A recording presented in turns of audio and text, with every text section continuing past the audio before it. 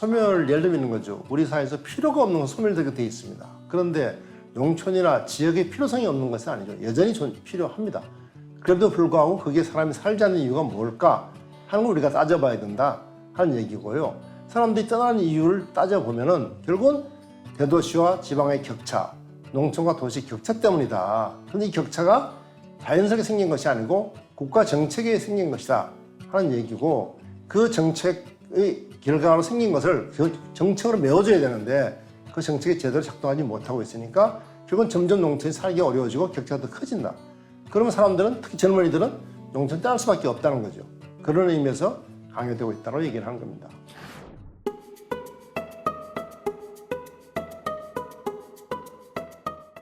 뭐 다 하시는 것이 어렵죠. 아까도 말씀하신 것처럼 장보기도 어려운 거고, 뭐 시내 한번 나가려 해도 버스가 하루에 한 번밖에 없어서 어렵고, 또 아이들 학교 보내기도 어렵고, 뭐 병원 애 낳으려 해도 뭐 말하자면 산부인과도 없고, 다 모든 것이 어려운 게 현실입니다. 그건 뭐 부정할 수가 없고요. 그래서 한번 따져보면은 1970년부터 한 2020년 50년 동안에 우리나라의 농촌 인구, 특히 면인구는 3분의 1 이하로 줄었습니다. 그러니까 말하자면은 한 1,500만 정도 되던 것이 400만 정도로 줄었거든요. 그러니까 이건 엄청난 감소죠. 그래서 그렇게 된 여러 가지 이유가 있을 수가 있는데, 우선 농촌은 역시 농업이 기반인 곳이잖아요. 근데 농사지 살기가 어려워지고 있고, 또 아시는 것처럼 농지가 점점 없어지고 있습니다.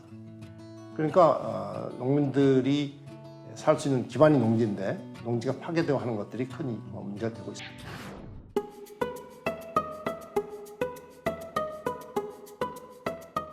그러니까 우리나라 농업이 지금 화석 연료에 의존한 농업이 되는 가장 큰 원인은 국가 정책 때문에 그렇습니다.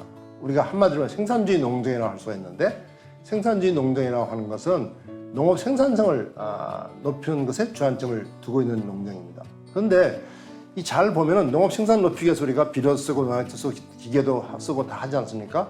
그런데 이걸 잘 보면은 농업 생산성이 높아지면 누가 이익이 되겠습니까? 이건 농민 이전에 소비자가 이익이 되는 겁니다. 왜냐하면 생산성이 올라가면 생산비가 떨어져서 농산물 가격이 하락하게 되겠죠. 그래서 생산주의 농정은 겉으로 보기에는 농민을 위한 것처럼 보지만 사실은 소비자를 위한 정책이다. 이렇게 이해를 하시면 좋을 것 같고, 그리고 이 생산주의 농정은 아시는 것처럼, 아까 말씀드린 것처럼 결국은 생산을 늘리기 위해서 지나치게 많은 화석연료를 사용을 해서 환경을 파괴하는 그런 문제가 생겼고요. 또 나아가서는 농촌 내부의 양극화가 심화되었습니다. 결국은 이 생산성을 높이기 위해서 정부가 모든 농민에게 지원하는 것이 아니라 특히 상층농, 대농들에게 집중해서 지원하게 돼 있거든요.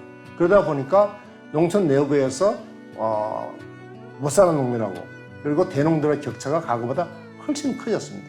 그래서 이런 그 농정을 지속해가지고는 우리가 기후위기에 대응할 수도 없고 농촌 내 양극화도 해소할 수가 없다. 저는 그래서 이걸 이제 바꿔야 된다. 이제는 어떻게 바꾸느냐? 이제는 소위 생산성을 높이기 위해 사용된 농업보조금 이제 그만 주자. 농민들도 굉장히 많이 얘기합니다.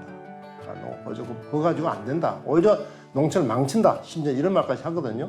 그래서 그런 농업보조금을 전면적으로 없어지지 못한다 하더라도 대폭 줄여야 된다라고 생각하고요. 그리고 그 돈을 가지고 정말로 우리 농업이 나가야 될 올바른 방향, 아까 얘기한 것처럼 친환경 생태농업을 가기 위한 공익 직부를 늘려야 된다.